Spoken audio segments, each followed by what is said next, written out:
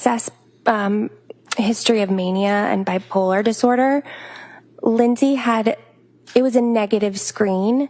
So there's 3 questions. One question has 13 different symptoms. You have to score 7 out of 13 on question 1, but also in question 2, it asks about, are the symptoms happening at the same period of time? And then it asks about any functional impairment from the symptoms. So I recall the 3 symptoms she did endorse were not sleeping for that period of time with the Zoloft and not feeling tired, having racing thoughts, and trouble concentrating. None of the other symptoms did she endorse. They did occur at the same period of time. And I don't want to be inaccurate, so I can't remember what she said for functional impairment, but I believe it was minor impairment. Okay, and so the fact that those were reported, but ultimately the full screen revealed negative for potential mania.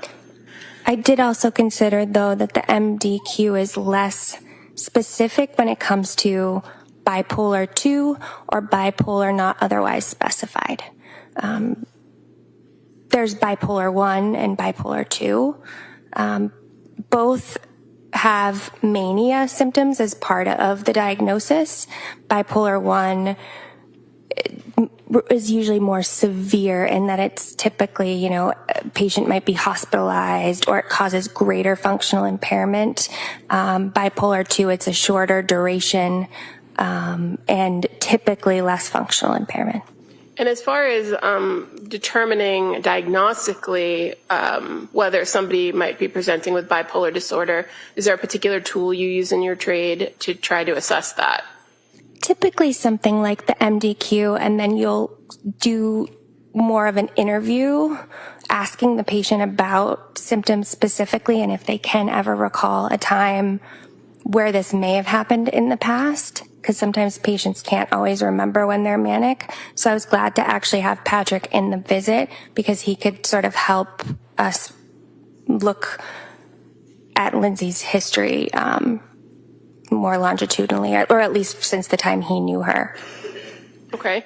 And as far as, so those tools that you're talking about, the MDQ and kind of screening tools that you use in practice, is there another tool that you use to assess whether a person meets particular criteria to be diagnosed with bipolar 1 or bipolar 2? There are others, not ones that I've used. So are you familiar with the DSM-5? Oh, yes. Okay, so while that's not the end-all be-all, it is a guide that tells you specific criteria, how to determine if episodes are manic or depressive, right, when it comes to bipolar. Yes. The difference between mania and hypomania. Yes. And so while you noted that there were some concerns reported, did what was reported to you rise to the level of diagnostic criteria for bipolar disorder? Not at that time. Okay. And when you explained this to them, your thoughts about her reactions to the medication and these reported prior symptoms, did Patrick and Lindsay seem receptive to your diagnosis? I recall Patrick saying, "My wife is not bipolar." Lindsay looked at me. She did not say anything. Okay. And was this the first time in this meeting on December 6th where you broached that issue or mentioned that? Yes. Did the conversation continue about symptoms and managing symptoms after that? Yes. Were you able to get any more specific information from Patrick during that meeting? Not what he said particularly, but did you get additional specific information that kind of helped you assess whether you would change your diagnosis at that point? No. And were there still concerns in that particular meeting that the focus was trouble sleeping and the potential for addiction? Yes.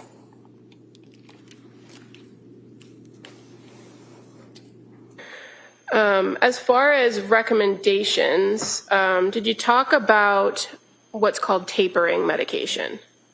Yes. And what were your recommendations regarding tapering? So we talked about her concerns about the benzos. And we decided to come up with a plan to taper off of them. And the last that had been reported to you via the MyChart messages was that she tried not taking it at all, ended up having horrible thoughts and felt deeply depressed, then took it and felt better. Right? So was it realistic to recommend completely stopping? No. So what is a taper? Like, why do you recommend tapers? I recommend tapers to slowly get somebody off of something. And tapers can be useful because we might have somebody at a dose and they might say, oh, I'm too anxious to stop this, or I'm not ready to step down to another level, and we can kind of keep them on it longer. But at this point, since I had met her on November 29th and throughout the MyChart messages, there was multiple concerns voiced about benzodiazepines. And again, in this visit, so I even did what's called a CIWA assessment, which is something we use to determine if somebody's having actual withdrawal from benzodiazepines or alcohol. Again, I really wanted to show her I was assessing this and taking this seriously. When you say CIWA assessment, is that an acronym for something? Yes. So it's what are the letters, just for the record? CIWA.